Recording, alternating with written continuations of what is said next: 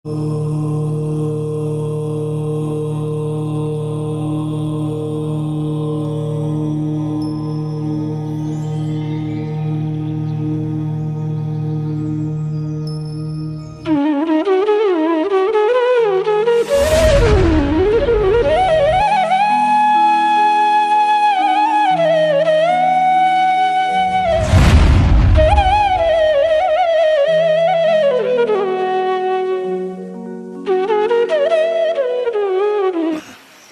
सामान्य गुण के था, तो अगुण को तो गुण पूछा ना आपने। हाँ, तो गुण में तो फिर अगुरु लोगों जो द्रव्य को ऊंचा नीचा नहीं होने देता, तो वो तो नाम कर्म हो गया।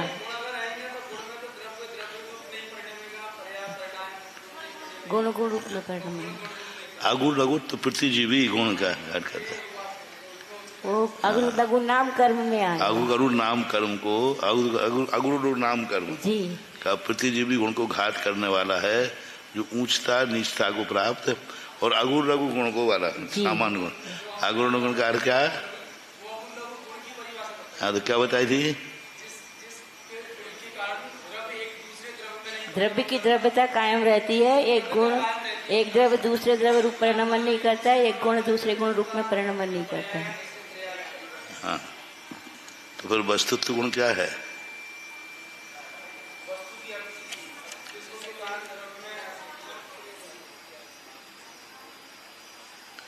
वस्तुत्व गुण क्या है फिर? यदि ये अगुण गुण है तो फिर वस्तुत्व गुण क्या है?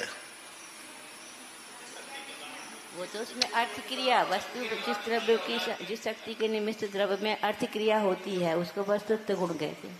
हाँ? जिस शक्ति के निमित्त से अर्थ क्रिया हुआ करती है उसको वस्तुत्व गुण कहते हैं। और दिया था उसकी परिभाषा है।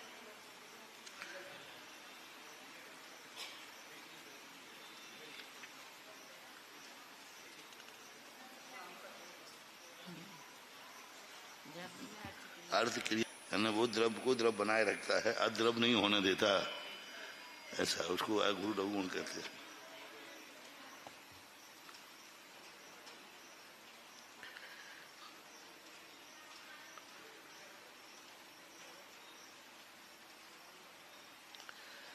वैक्रियक शरीर किसे कहते हैं?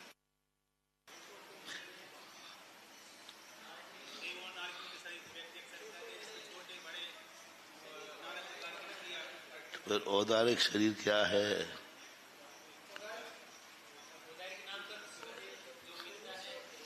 औदारिक शरीर क्या है?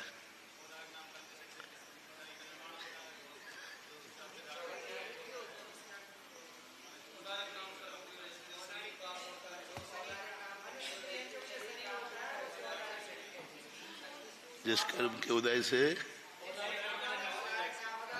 औदारिक शरीर का स्वरूप क्या है?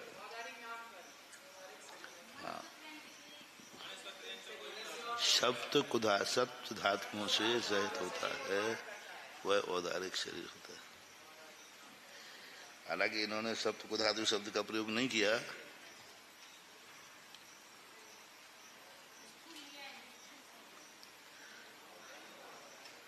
आहार वर्णना क्या है?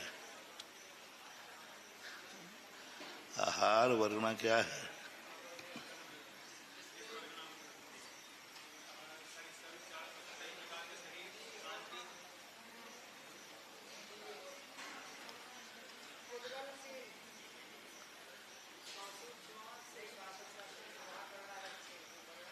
आहार वर्णना क्या है?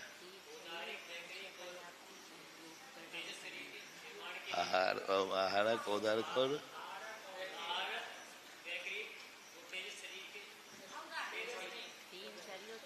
नो करूँ नो,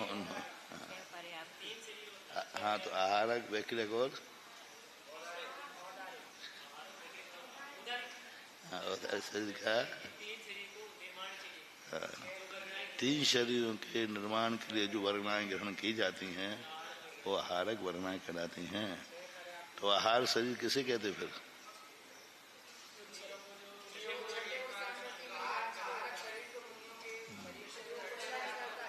मतलब केशलन करने से जो गर्मी चढ़ी शांत हो गए हो,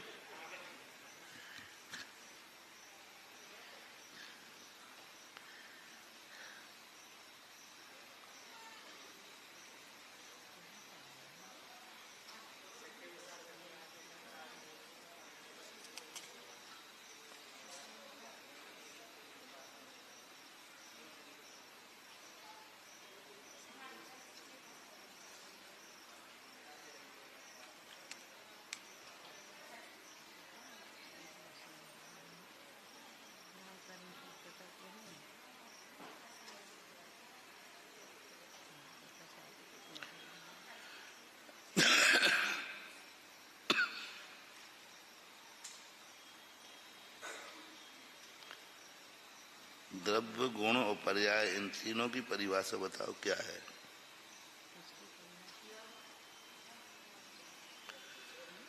द्रव्य, गुण और पर्याय ये क्या है?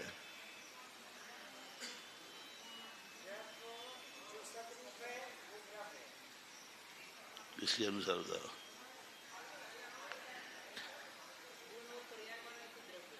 हाँ बोलो। गुण पर्याय समुदाय व द्रव्यम। गुण और पर्यायों का समूह वाला गुण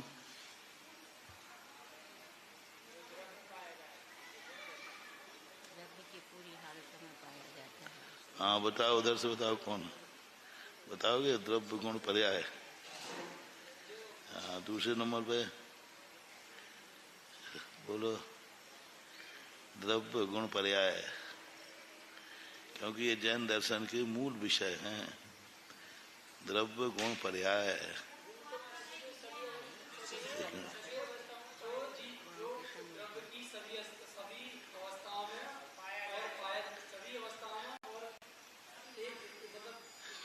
ठीक ठीक है। संपूर्ण रूप से सभी अवस्थाओं में जो अन्वय रूप से रहता है वह गुण कहलाता है। तो पर्याय किसे कहते हैं? एक मिनट में पर्याय ये कुछ परिभाषाएं ऐसी हैं जो तुम्हें रटना ही पड़ेंगी, क्योंकि ये बार बार आएगी। द्रव्य, गुण, पर्याय ये तो आएगा।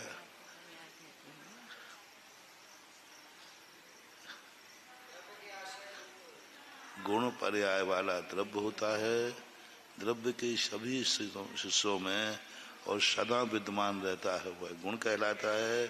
गुणों के विकार को पर्याय कहते हैं इनके अनुसार।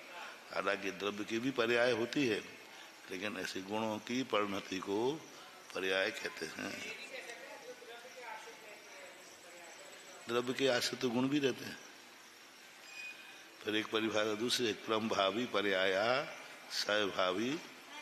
हाँ सहभावी है जो सदा सभी अवस्थाओं में रहते हैं गुण हैं, और जो क्रम से होते हैं वो पर्याय कहलाते हैं।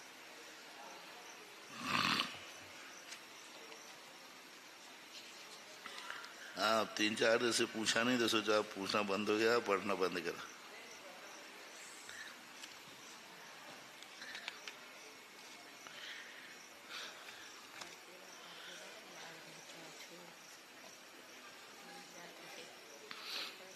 तुम लोगों के याद करने का समय अभी है, फिर याद नहीं होता, चिंतन होता है। फिर परिभाषाएं शब्द से नहीं बनती, फिर परिभाषाएं अर्थ से बनती हैं। लेकिन और अभी परिभाषाएं बनेंगी शब्द से, और शब्द से जो परिभाषाएं बना लेते हैं उनके लिए फिर अर्थ से परिभाषा बनाना कठिन नहीं होगा।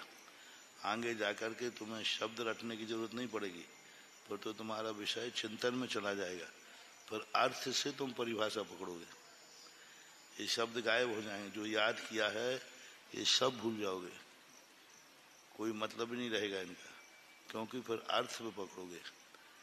जब बहुत स्वाध्याय हो जाता है तो शब्द गौण हो जाते हैं, अर्थ मुख हो जाता है, और फिर अर्थ जहाँ मुख हो जाता है फिर उसका कोई अंत नहीं आता। द्रव्य की कितनी परिभाषाएं बनेंगी, अनगिनत परिभाषाएं बना लो, बल मूल स्वरूप खंडित नहीं होना चाहिए। और अभी आपको अर्थ, जब तक तुम्हें अर्थ पकड़ में नहीं आ रहा है तब तक शब्द पकड़ो।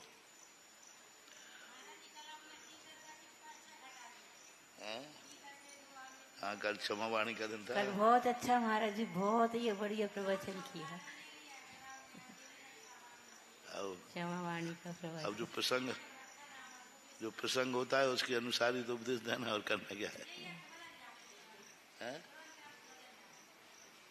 अर्थ चले। अब परिभाषा महाराज जी इन्हीं को शब्द प्रत्यय, अर्थ प्रत्यय और ज्ञान प्रत्यय कहा जाता है। अब कथा से मतलब नहीं रहा, अब कथा के अर्थ से मतलब है। अब उस अर्थ के लिए कथा देना है।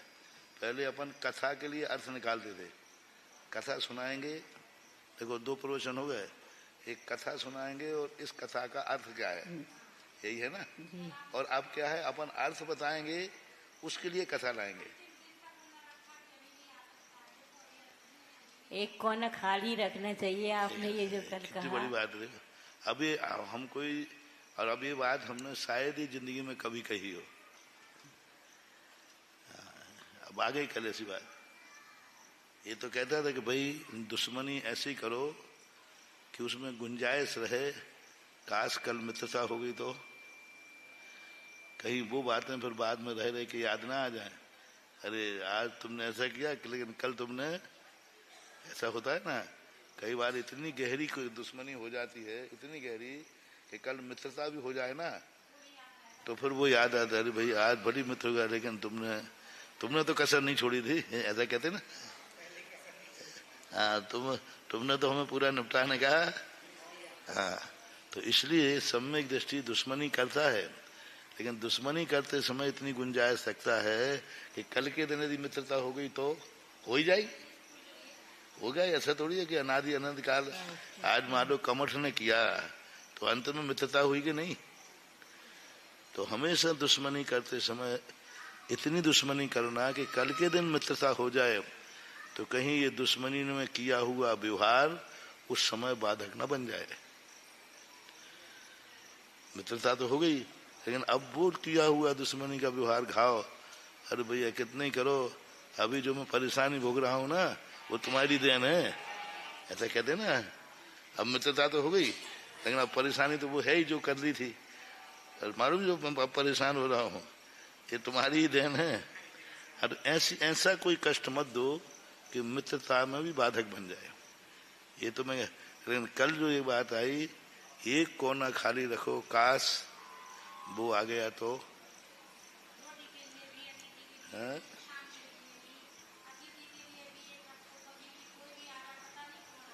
कौन, पता नहीं कौन आ जाए, कौन आ जाए। दान के भी है, दान ये मान के मत रखो कि हमारे यहाँ फलाना व्यक्ति आने वाला है, वो दान नहीं है। मान लो कोई व्यक्ति तुम्हारे यहाँ आ रहा है, नहीं वो व्यक्ति आएगा ना, इसलिए हमने एक चटाई खाली रखी। क्यों रखी भाई खाली, तो तुम मालूम है भाई ये खाली क्यों रखे हो? नहीं अभी तो कोई मान लो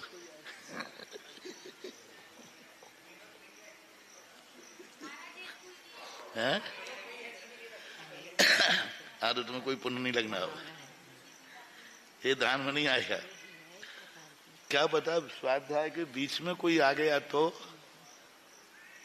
बीच में आ गया तो अभी तो तुमने ब्रह्मचारी के लगा तो तुम्हारा व्यक्तिगत विचार है, शिष्टाचार कि भाई आएगा तो। अब एक ऐसा शिष्टाचार है तो कोई नहीं, लेकिन मान लो कोई बीच में आ गया तो उठना पड़ेगा, डिस्टर्ब होगा, थोड़ी देर डिस्टर्ब होगा ना। हम पहली से सीट आइए साहब बैठिए आपके लिए, तो क्या आप तो पुराने, हम हमेशा एक सीट खाली रखते हैं। ऐसे ही दान में हम हमेशा थोड़ा सा अन्न बचा के रखते हैं। जैसे राणा एक कौन आ रहा है, महाराणा प्रताप, पता नहीं कौन आ रहा है। और दान भी यही है, दान जैसे अपना आहार को, क्या आज महाराज आएंगे, नहीं हम तो तैयारी करके रख रहे हैं, सो दान है। नहीं आज महाराज आना ही पक्का है, वो दान नहीं है। वो तो ठीक है आ रहे हैं तो होना रहे, लेकिन आएंगे तो नहीं पता नहीं है, लेकिन क्या पता। ऐसे ही उससे क्षमा मांगना है ऐसी बात नहीं, काश यदि वो आ गया तो। लेकिन महाराज श्री जी तो तात्कालिक चिंतन ही कहला है ना आपका, उस समय का तात्कालिक ही, उस समय आपने जो बोला जो कहा तो वो तात्कालिक ही चिंतन में ऐसा आता है। वही तो मैं बता रहा हूँ कि आगे जाकर के व्यक्ति अर्थ पे चला जाएगा, वो ये सोचेगा कि आज क्षमा वाणी है। क्षमा वाणी की कथा कौन सी है? क्षमा वाणी जो, पहले तो हम क्षमा वाणी का अर्थ बनाएंगे, मन में भाव आएगा क्षमा वाणी का अर्थ क्या। अब अर्थ से कथा पे जाएंगे, और शुरुआत में क्या करते हैं, कथा से अर्थ हो जाते हैं। क्षमा वाणी कथा देखो कौन है ऐसी।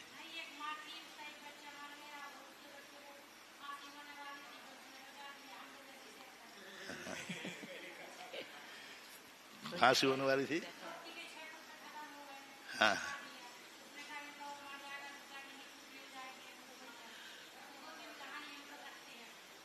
नहीं, बहुत सारी होती अपने अर्थ से कथा पे जाना सीधी बात। और अर्थ के में यदि तुम्हारा दिमाग चला गया फिर आप लाख उपाय करो याद नहीं होगा, क्योंकि फिर ये छोटा दिखने लग जाता है। ये लकीर के फकीर नहीं बनता। फिर मन कहता है क्या क्या परिभाषा, मैं खुद परिभाषा बना लेता हूं। अब परिभाषा पे हम ये जैन सिद्धांत प्रवेश का आगे जाके इसको पढ़ूंगा मैं, कहाँ है ये तो। अब तो मैं खुद ही परिभाषा बना दूंगा ना, तो फिर याद होगा ही नहीं, फिर पढ़ने में मन नहीं लगता है, फिर चिंतन में मन लगता है, क्योंकि सब अपने आप ही अर्थ बोलने लग जाता है। अपन ने वस्तु पकड़ ली कि वस्तु इस नेचर वाली है, फिर लकीर के फकीर नहीं बनना, बनता ही नहीं। फिर तो व्यक्ति अपना चिंतन निकालता जाता है। हाँ, मूल से खंडित नहीं होना चाहिए, मूल से खंडित नहीं होना चाहिए। फिर बाद में वो काम दो ज्ञान हो गया ना अपने पास, अपना अर्थ तो रहेगा ही और शब्द अभी का है, तो प्रमाणिकता बन जाएगी ना। कोई कहे आप अपनी तरफ से कहां से बोल रहे जा बताओ, हम बीच में उदाहरण क्यों दे दिया। ये चीज है, एक कोना खाली रखना चाहिए, ऐसा कौन हुआ बताओ। आप कह रहे हो खाली रखना चाहिए, मानो उसने हमारे साथ क्या क्या किया है। अब तो कोई कोना खाली नहीं, अब तो निपटाना है उसको, बोला आ भी जाएगा, तो आपके पास क्या प्रमाण है। ऐसा कभी होता है क्या, इतना व्यक्ति अनर्थ करे फिर भी हम उसको कोना खाली रखें, ऐसा कभी हुआ है। अब यदि तुमने पहले पढ़ा होगा तो सीधे तुम अर्थ पे चले गए होगे तो टाइम होते सामने वाले गए तुम अपने गप्पा हाँक रहे हो। अब संदर्भ से किताब नहीं लिखना, जो तुमने लिखा है उसका संदर्भ दो। संदर्भ पीछे लिखा जाता है। आप ये कहां से बोल रहे हो, तो फिर कहना करेगा देखो रामचंद्र जी ने अंतिम दिन साका युद्ध, अंतिम दिन वो साका युद्ध करता, अंतिम दिन कहा देखो एक प्रयास और करो। रामचंद्र जी दुखी हो रहे हैं क्योंकि पूरी लंका उजड़ गई, एक उनको मालूम तो चल ही रहा है, तो रामचंद्र जी नहीं एक प्रयास और करो, शायद रावण अपचित जाए। अंतिम समय तक उन्होंने प्रयास किया, शायद आ जाए। तो एक वो कहा था ना, दोहा कहा था एक भीषण भूप कहे को। तो ये चीजें अभी उनके अंदर एक क्षमा गुण बता रहा है कि उनके अंदर अभी इतनी क्षमा भरी हुई है कि सर्वनाश करने वाले के संबंध में भी सोच रहे हैं कहा से आ जाए। तो सोचना है तो आ जाए तो क्या होगा, निपटाना है। दूसरा व्यक्ति कहेगा, कसाई व्यक्ति क्या कहेगा, आ जाए निपटाना, करना क्या है उसने, तो आएगा तो निपटाना अपन को, तो नहीं आया तो निपटाना, आए तो निपटाना। लेकिन क्षमा गुण वाला क्या कहेगा, नहीं आ जाए तो हमारे लिए कोई बात नहीं, स्थान है। हाँ, दुर्योधन को भी अंतिम, तो ये कहलाते गुण। तो इसलिए उस समय अपन को यही स्थिति अपने जीवन की होना चाहिए। दुश्मनी हो गई पक्का है, लेकिन जैसी दुश्मनी हुई है ऐसी मित्रता नहीं हो सकती है। क्यों नहीं हो सकती, जब दुश्मनी हो सकती है, दुश्मनी भी हम कोई जन्म जन्म के तो थे नहीं, जब अनायास दुश्मनी हुई तो अनायास मित्रता हो जाएगी। अशुभ कर्म का उदय आया है तो शुभ का नहीं आएगा क्या, आएगा। अपन क्यों कहेंगे नहीं भाई अशुभ कर्म तुम्हारा उदय में आया तो चिंता क्यों कर दो, आकस्मिक शुभ का भी उदय आ जाएगा। अच्छे दिन है तो बुरे दिन भी आएंगे और बुरे दिन है तो आएंगे।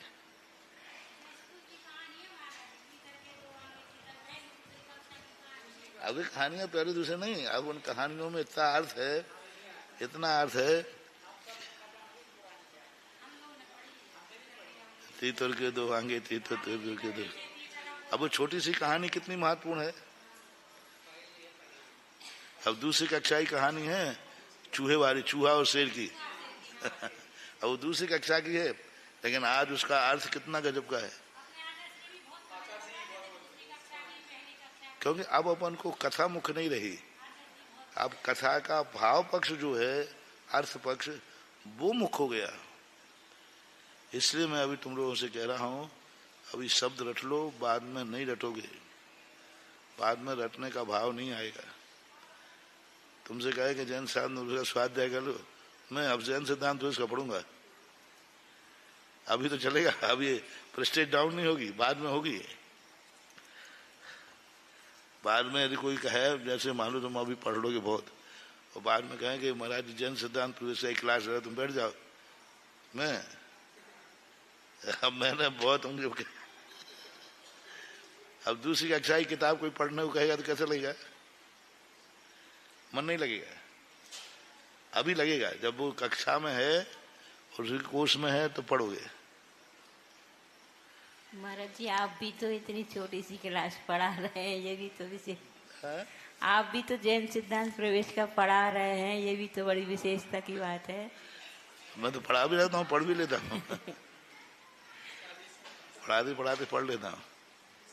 नहीं, हमें तो पढ़ाई है, आचार्य ने पढ़ाई थी। नहीं, आचार्य ने पढ़ी, आप भी पढ़ा रहे हैं।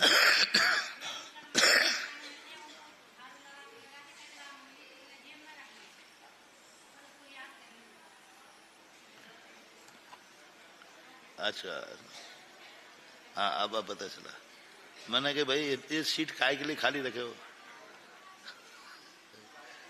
तो विनोद भैया के लिए, तो हमने फिर आधा पुण्य लगेगा। और यदि रखे हो तो पता नहीं महाराज बीच में कौन आ जाए, तो फिर मैंने फिर पूरा पुण्य लगेगा। एक कोना खाली।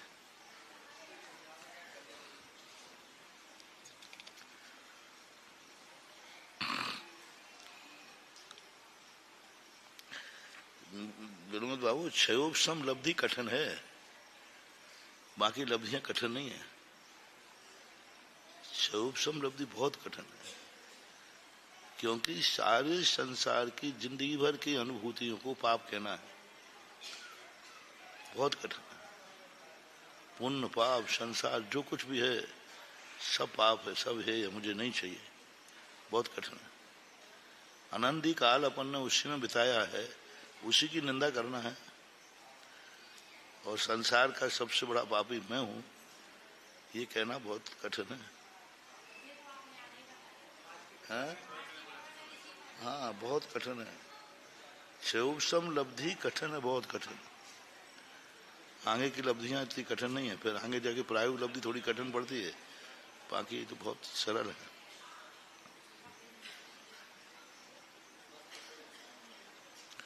और क्षयोपम लब्धि ही न्यू है, जड़ है। यदि वो सही है तो ठीक है, नहीं तो तुम गिर जाओगे। चलो थोड़ा कहाँ गए थे, कौन सा प्रश्न देखो। हाँ, 29 प्रश्न। संजुलन क्रोध मान माया, संजुलन क्रोध मान माया लोभ नौ कषाय किसको कहते हैं। जिसके उदय में आत्मा के यथाख्यात का घात होता है, उसे संजुलन क्रोध मान माया लोभ और नौ कषाय कहते हैं।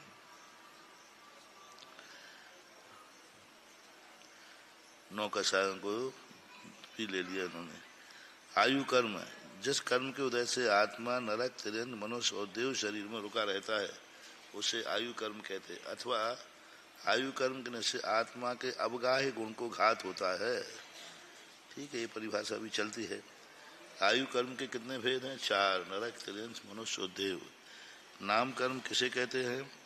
जिस कर्म के उदय से जीव गति नाना रूप परिणमता है अथवा शारीरिक बनाता है। नाम कर्म के उदय से सूक्ष्म गुण का घात होता है। 2 परिभाषाएं बना रहे, सभी की 2 परिभाषाएं बना रहे हैं। एक तो गुणों के घात करने की, जैसे दर्शन मोहिनी का कैसे कहा था,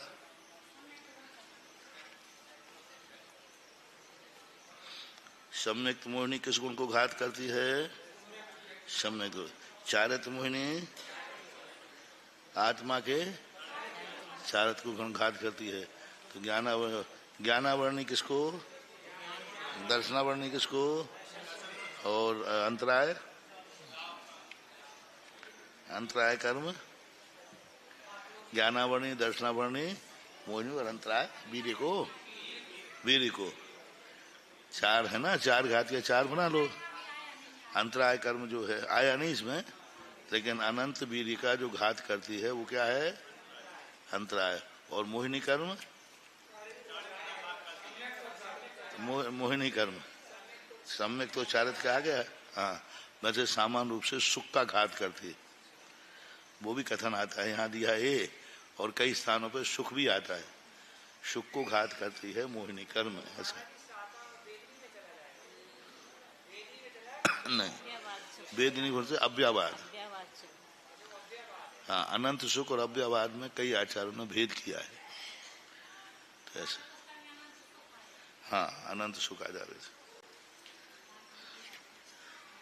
अघातीय कर्मों में क्या आ गया? वेदनी से कौन सा? अव्यवाद। और वेदनी के बाद कौन सा आएगा? गोत्र। गोत्र से कौन आएगा? अगुर लघु गुण को घात होता है। और नाम कर्म से सूक्ष्म गुण का घात होता है। और अभी कौन सा पढ़ा था अपने? आयु। आयु में कौन है? अवगाहनत गुण का घात होता है। ऐसा नाम कर्म के कितने भेद हैं? चलो इसको बनवाना।